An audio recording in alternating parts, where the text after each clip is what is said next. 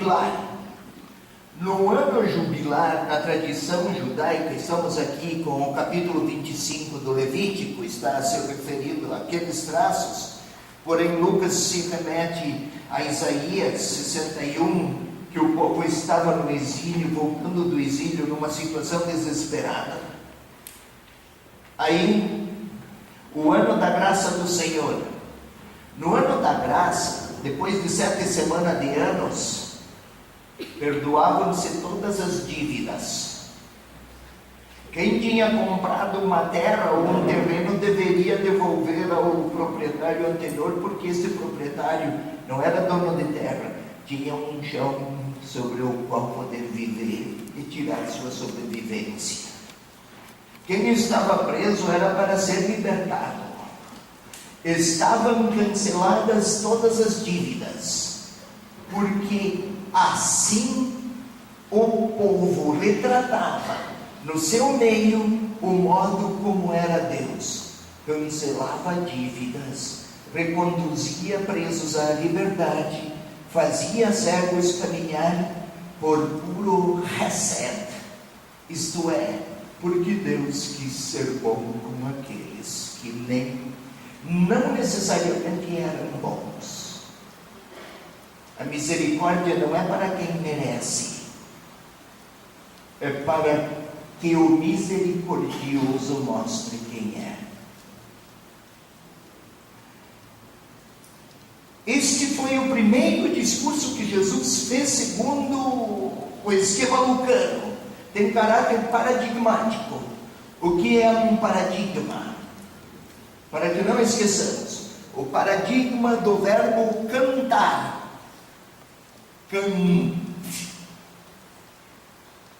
Depois se apresente, eu canto. Se é futuro, eles cantam. O paradigma, cantarão. Subjuntivo, se nós cantássemos. Gerúndio, cantando. Em todos os tempos e verbos está o paradigma. O restante que vem depois é emprego, terminação, desinência para tempos e modos. Mas o paradigma está lá. Agora voltemos aqui ao primeiro anúncio de Jesus. Vai de novo, Frei. Eric, eu até encho. Boca cheia. Seu nome é sublime. Vai. O Espírito do Senhor está sobre mim, porque Ele me consagrou pela unção para evangelizar os povos. Consagrar. Separou-me. Tirou-me de outros lugares e fez-me para isso. Fez-me para, segue, evangelizar os pobres. Enviou-me para proclamar a libertação aos presos e aos cegos a recuperação da vista. Assim como no verbo can e tudo que vem depois é terminação de um paradigma fundamental, tudo o que Jesus vai fazer depois é desdobramento desta linguagem paradigmática, que não usa o termo rechem, nem em grego é leal, mas faz parte do campo semântico da misericórdia. Fazer nascer para uma vida. Tem um caráter generativo. Gera. É misericórdia que gera alguma coisa. Sempre tem um caráter generativo. Não é simplesmente a bondade. Tá bom, passou e pronto. Não passa mais. Dá um tapa nas nadeguinhas e diz, passou, né? Está perdoado. Não, não é isso. Gera alguma coisa. Abre caminho para uma nova existência. Meu Deus, o tempo fica breve. Anda rápido demais. Mas então, meninão, agora vamos ver. Vamos a Lucas 5, aqui tem textos aos montes. Lucas 5, que tem um caráter vocacional também, é uma combinação. O Frei, Danilo, você não se sinta aqui descurado, porque eu pedi que você pusesse aí tudo, fosse a internet, puxasse o documento Misericórdia em Vultos. Você fez tanta coisa e eu nem chamo. Não se perturbe, tá? Olha que a misericórdia. Já vai. Você mora lá na Rondinha? Olha que figura veneranda, né? Vai, Frei. Segue. 5. Vamos combinar aqui o caráter vocacional com misericórdia. É muito interessante, nunca se fala disso. Vamos aqui, capítulo 5, versículo 4. Nós já conhecemos. Nunca se fala desta combinação, vocação com misericórdia. Então vai lá. Quando acabou de falar, disse a Simão: Faze-te ao largo, lançai vossas redes para a pesca. E daí? Simão respondeu: Mestre, trabalhamos a noite inteira sem nada a apanhar, mas por que mandas lançarei as redes? Aqui nós temos que perdoar os tradutores da Bíblia de Jerusalém. Não é porque mandas, mas por causa da tua palavra. Ou seja, eu não tenho nenhum outro motivo. Mestre de pesca, eu entendo. Trabalhei a noite toda. Este ofício é meu. Sei do que falo. E lançar a rede durante o dia é como querer comer cebola com café e margarina às 2 da tarde. Um absurdo. Mas por causa da tua palavra. Não há nenhuma outra lógica a não ser a tua palavra. Pedro estava lavando as redes lá na margem, enquanto Jesus falava, e a multidão se acotovelava para ouvir a palavra de Deus. Mas por causa da tua palavra eu faço. Mas vai. Segue. Olha, quando eu bater o pé esquerdo 2 vezes e coçar a nádega direita com a mão esquerda, e depois o ouvido esquerdo com o dedo mindinho direito, este é o sinal que é para parar. Até lá você vai. Segue. Fizeram isso e apanharam tamanha quantidade de peixes que suas redes se rompiam. Fizeram então sinais aos sócios do outro barco para virem em seu auxílio.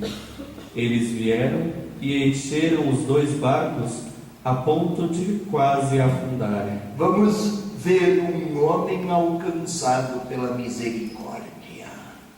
Agora, segue, meninão. À vista disso, Simão Pedro atirou-se aos pés de Jesus, dizendo: Afasta-te de mim, Senhor, porque sou pecador. O espanto, com efeito, se apodera dele e de todos os que estavam em sua companhia, por causa da pesca que havia acabado de fazer. E também de Tiago e João, filhos de Zebedeu, que eram companheiros de Simão. Jesus, porém, disse a Simão: Não tenhas medo, doravante serás pescador de homens. Acreditava-se naquela época que lá no fundo do mar habitavam as potências malignas, diabólicas. Pescar homens não é uma mera metáfora. Pesca peixe, pesca homens.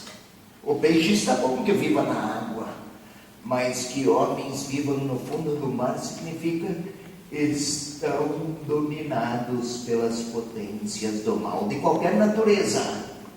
Pedro, pecador e tudo, mas de agora em diante, eis o caráter generativo.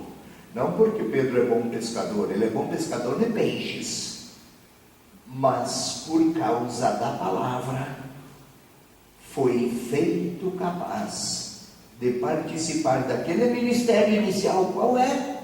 O Espírito do Senhor enviou-me para. Ou seja, a vocação de Pedro estava vinculada ao paradigma do próprio Senhor. Qualquer vocação. Vocação, voz. Uma voz. Quem a pronuncia? Profissão é uma maneira de eu me relacionar com o mundo. Vocação é uma maneira de eu me relacionar com Deus. O tema, a questão, a dimensão vocacional da nossa existência, que dá sentido à nossa vida. Como queremos responder à vocação? Somos chamados por um Senhor misericordioso. E quem nos chamou? É impressionante. Agora lembrei de Paulo, o tema da misericórdia.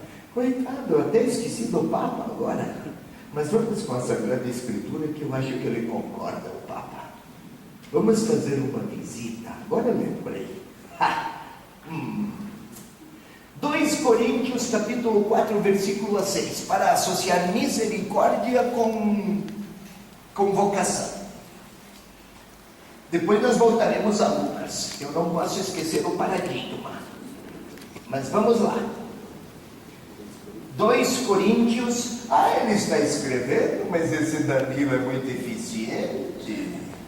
2 Coríntios, capítulo 4, versículo 6, acho que é esse daí. E versículos vizinhos. Chegou lá para aí. Deixa-me ver aqui. 4, é capítulo 4, não proclamamos. Isso mesmo. Começa aí no capítulo 4, 3, mas interessa o 6. Interessante, vamos ver aqui, vocação com misericórdia. É uma graça. Paulo também é outro gigante da misericórdia. Pavio curto, mas misericordioso. Porque reconheceu-se alcançado pela misericórdia de Deus. Vai lá. Por conseguinte, se o nosso Evangelho permanece velado, está velado para os que se perdem, para os incrédulos, dos quais o Deus deste mundo obscureceu a inteligência, a fim de que não vejam brilhar a luz do Evangelho da glória de Cristo, que é a imagem de Deus. Paulo, há quem ponha dúvida se ele é mesmo apóstolo, se ele deve ser levado a sério, se ele realmente é confiável, porque ele estava apresentando um Deus misericordioso demais na figura de Jesus. Qual era? Um gentio. Não precisava se tornar judeu e cumprir todos aqueles longos formulários da lei religiosa para poder ser alcançado pela salvação de Jesus Cristo. E daí é hostilizado, mas ele está falando de sua experiência. Segue.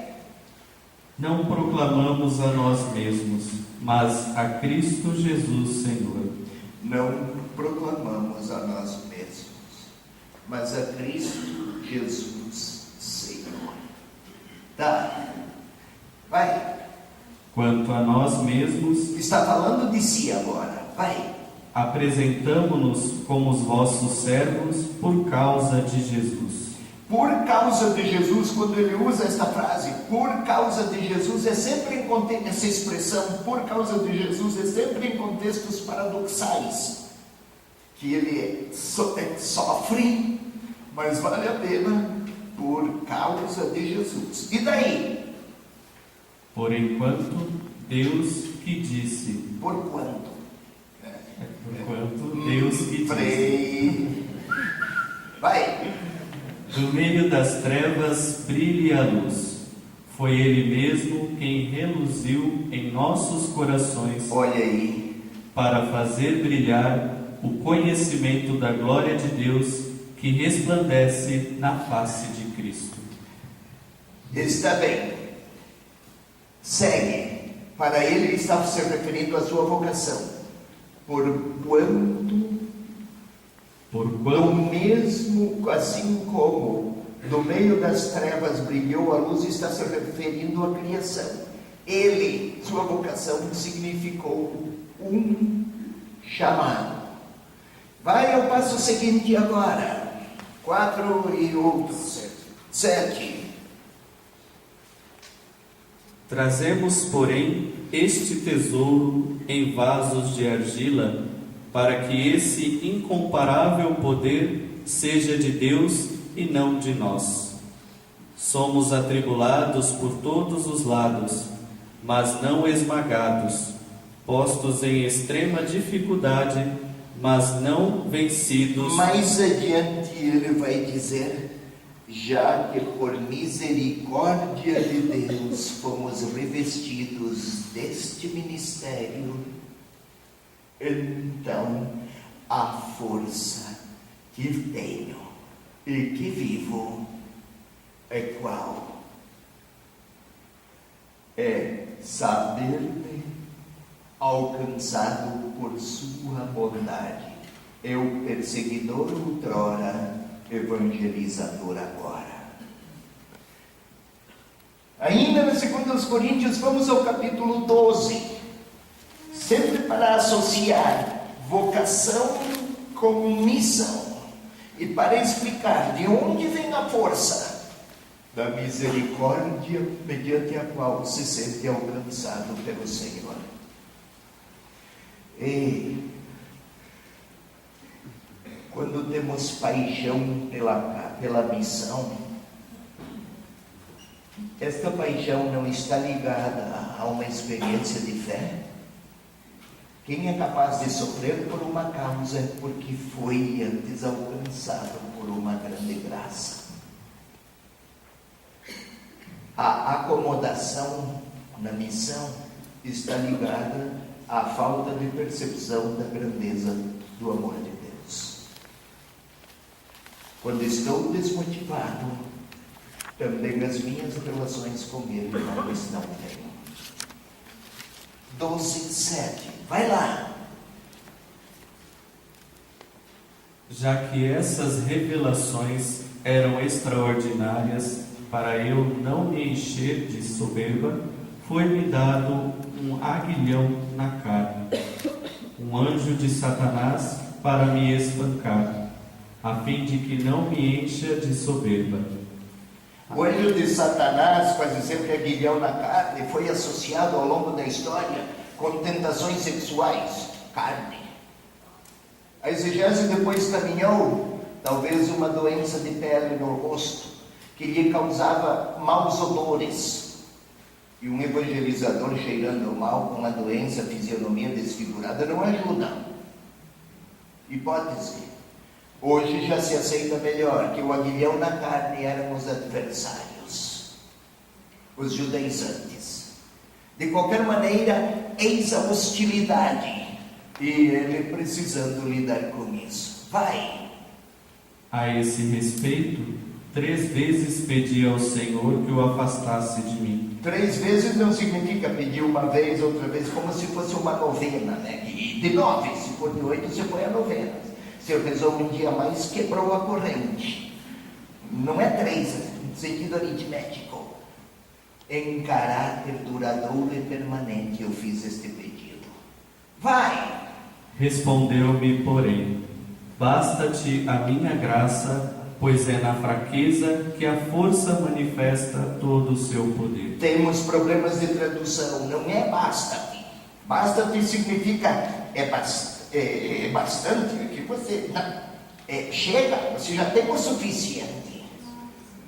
Tem um sentido adverbial. Não, Paulo, Não é de falta de adversários que você precisa. Não é que você precisa perceber o quanto é bastante abundante a graça, paixão, encanto. Olha o caráter generativo. Vai! Por conseguinte, com todo o ânimo, prefiro gloriar-me das minhas fraquezas, para que pouse sobre mim a força de Cristo. Gloriar-me de fraquezas, quem faz isso? Quem conhece a misericórdia de quem me chamou. Segue.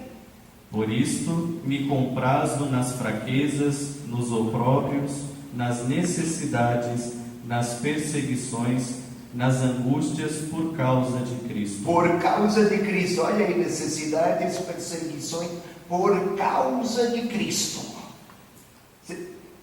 O motivo é Ele. E aí eu aguento tudo, quando é Ele o centro. Mas quem é o centro? Aquele que Ele conheceu quem é aquele que Lucas apresentou. O Espírito ungiu-me, consagrou-me para. Segue. Pois quando sou fraco, então é que sou forte. Gente, eu tinha pensado em umas coisas e segui em outras. Mas vamos lá agora, para a vida religiosa, para o episcopado, para o sacerdócio, para o que for.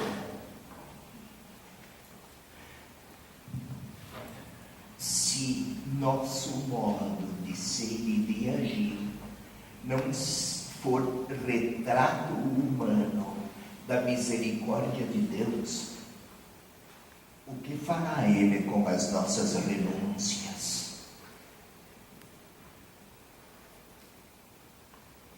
Ficaria apenas com nossos méritos. Lembrando do filho pródigo, tinha o filho pródigo e tinha o segundo. Pai, eu te sirvo há tantos anos, nunca transgredi nada, e não tenho nenhum cabrito.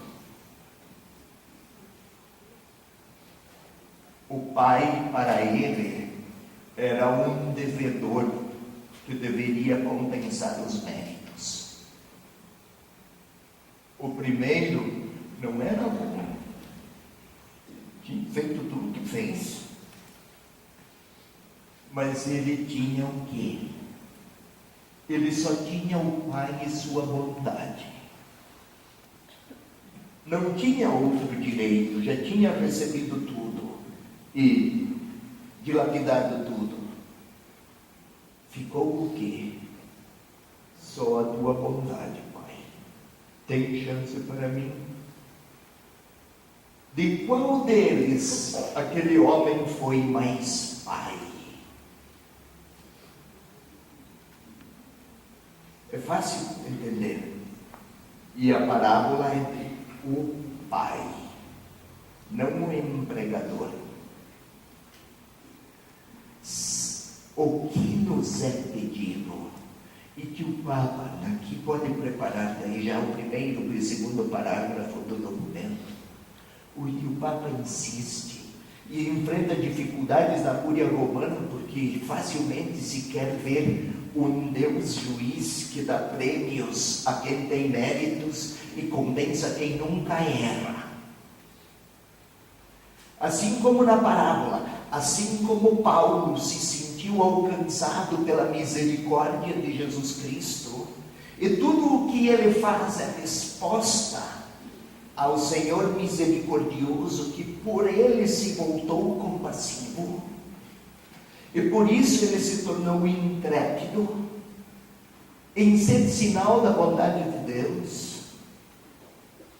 Toca a nós, eu, bispos religiosos, as religiosas, nós participamos de uma família religiosa, encantamos-nos com um ideário de alguém que fundou e começou.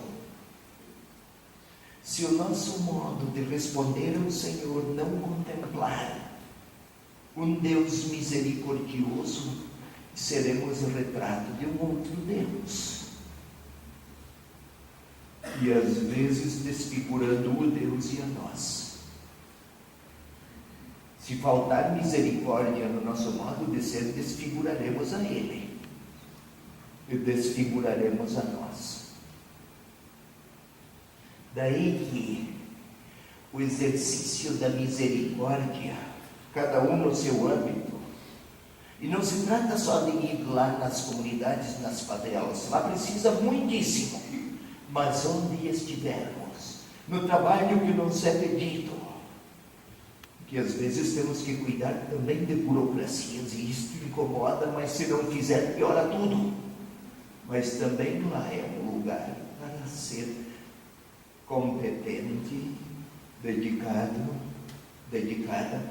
mas sempre linguagem de um Deus benevolente e compassivo.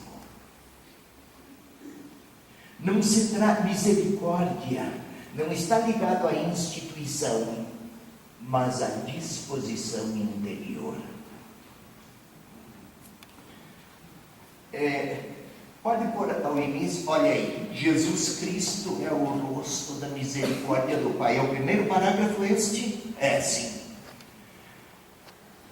O mistério da fé cristã parece encontrar nestas palavras a sua síntese.